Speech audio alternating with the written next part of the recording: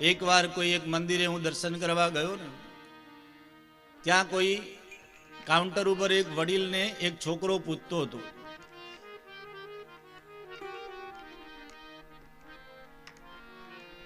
ए वडील ने प्रश्न पूछ्यो, एमणे मने बोलाव्यो। मने कहे छे शास्त्रीजी आ छोकरानो कईक प्रश्न छे। मैं कीधुं बोलो।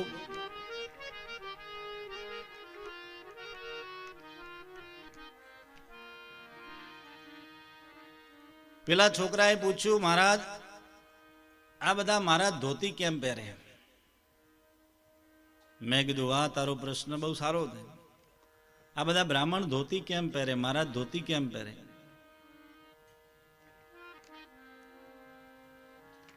मैं कीधुं तारू नाम? तो एणे एनुं नाम बताव्युं। क्या रहो छो? अमेरिका। पिताजी शुं करे छे? तो के पण अमेरिका। दादा तो के गुजरी गया। पर दादा ये पण गुजरी गया। मैं एने पूछ्યું तारा दादा नो फोटो जोयेलो? तो के हाँ।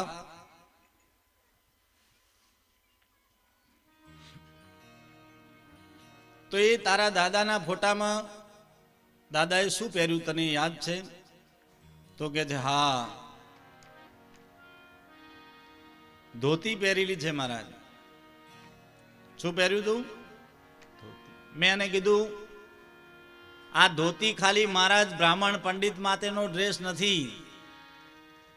धोती अने कुर्तो आपणो भारतीय પહેરવેશ छे। હું આપણો ભારતનો પહેરવેશ છે। એટલે સ્વામી વિવેકાનંદે કહ્યું કે મારો આ ભારત અને અમને ગર્વ છે કે અમે ભારતીય છીએ, અમે હિન્દુ છીએ।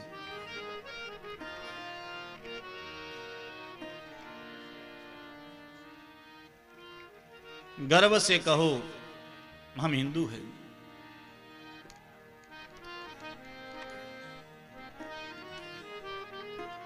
पछी तो धीमे धीमे अंग्रेजो आव्या, वस्त्रों थोड़ा बदलाया, नौकरी करवा लाग्या, ट्रेन में जवानुं थाय,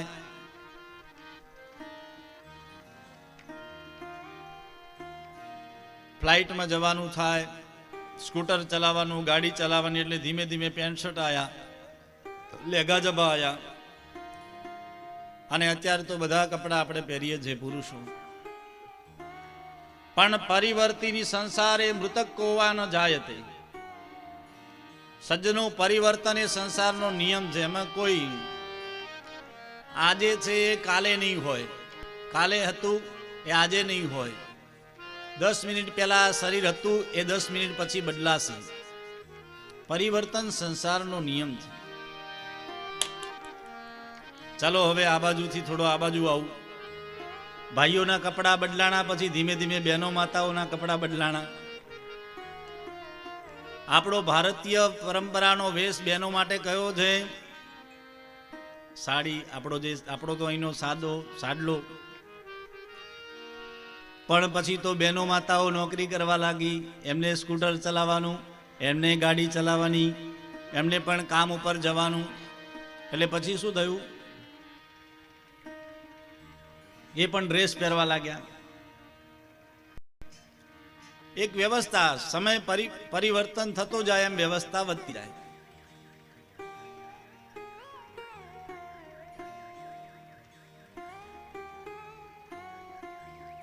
પણ વસ્ત્ર કેવા હોય? મર્યાદા વાળા। આપણે ત્યાં એક મર્યાદા છે। મેં એવું સાંભળેલું,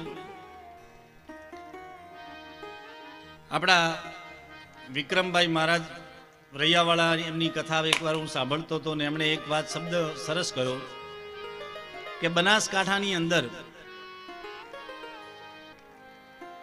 કોઈ ગાડી જતી હોય, બેન માતા ખેતરમાં કામ કરતી હોય, અને જો ગાડીનું હોર્ન વાગે તો પેલી બેન માતા માથે ઓઢે,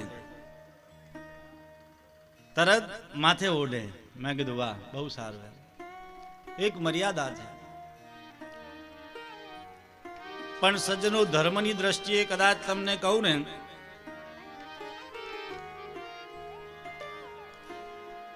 તો આપણે આ લાજનો રિવાજ કેવી રીતના આવ્યો, કોને કેવી રીતના આવ્યો, મારું અનુમાન તમને કહું છું। આ લાજનો રિવાજ કેવી રીતના આવ્યો? મેં સંતો પાસે ગુરુજનો પાસે સાંભળ્યું એટલે તમને એમ થાય કે બીજે બધે નથી, પણ આપણે કેમ લાજ છે એમ થાય ને. ઘણા અન્ય સમાજોમાં લાજની રિવાજ નથી, આપણે છે હજી. પણ સાંભળજો બધા ધ્યાનથી, લાજનો રિવાજ ક્યાંથી આવ્યો હશે? લાજનો સીધો અર્થ સમજીએ તો લાજ એટલે મર્યાદા. જોજે હો અમારી લાજ રાખજે, આપણે કહીએ છીએ ને, લાજ એટલે મર્યાદા. આપણે વડીલોની મર્યાદા રાખીએ છીએ. પણ તમે ક્યારે રામાયણ સિરિયલ જોઈ હશે? હમણાં પાછી સોની ચેનલ ઉપર ચાલુ થઈ જાય. અને કોરોનામાં તો આપણે બધાએ રામાયણ જોઈ. અમે તો નાના હતા ત્યારે જોઈ, તમે બધાએ જોઈ હશે. તમે ક્યારે જોયું કે સીતા માતાએ દશરથ રાજાની લાજ કાઢી હોય? મહાભારત જોયું, એમાં દ્રૌપદીએ ક્યારે ધૃતરાષ્ટ્રની લાજ કાઢી હોય એવું ક્યારે જોયું? કોઈ શાસ્ત્રમાં ક્યાંય લખ્યું નથી કે કોઈ વડીલની લાજ કાઢવી. પણ આ લાજનો રિવાજ ક્યાંથી આવ્યો સાંભળજો. આપણા ભારત રાષ્ટ્રની અંદર અમુક વર્ષો પહેલા અમુક વિધર્મીઓએ, આક્રાંતાઓએ આક્રમણ કર્યું આપણા દેશ ઉપર, અને આપણા દેશના અનેક દેવી દેવતાઓના મંદિરોનો એમણે વિધ્વંસ કર્યો, અને આપણી બેન માતાઓ, સ્ત્રીઓ ઉપર અત્યાચાર કરવા લાગ્યા. એમનું રાજ્ય આવ્યું. એ જ્યારે રાજ્યાસન કરતા હતા ત્યારે આપણી બેન માતાઓ પર કુદૃષ્ટિ નાખતા. તો આપણા વડીલોએ વિચાર કર્યો કે બહેનો માતાઓ, તમારે એક કામ કરવાનું, તમે બહાર જાઓ ને તો તમારે માથે ઓઢીને જવાનું.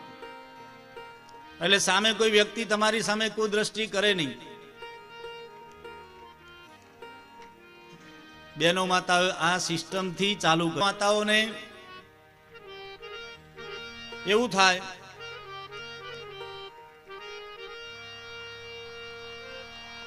કઈ કોણ જોવે છે, એટલે માથે ના ઓઢે, પણ વડીલને જોઈ જાય ને કોઈને એટલે તરત ઓઢી લે કે ભાઈ આપણો આ નિયમ છે. બધાએ નિયમ કર્યો છે કે માથે ઓઢવું. કેમ કે પેલા દુષ્ટ બુદ્ધિ વાળા આપણી ઉપર કુદૃષ્ટિ, ખરાબ દ્રષ્ટિ ન નાખે બહેનો માતા ઉપર. આ મેં સંતો પાસે, વડીલો પાસે, ગુરુજનો પાસે સાંભળ્યું, એ વાત તમારી આગળ મૂકું છું. એટલે વડીલને જોવે ને એટલે તરત માથે ઓઢી લે કે હમણાં વટશે. લાજનો નિયમ આટલા માટે હતો.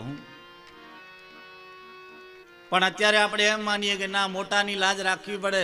પણ ગાઢ આટલો મોટો ઘૂંઘટો અને બોલે આ લાજ, હે સાસુ સસરાને આવડી આવડી સંભળાવે. સાસુ સસરાની, વડીલોની મર્યાદા રાખો, એ જ લાજ છે.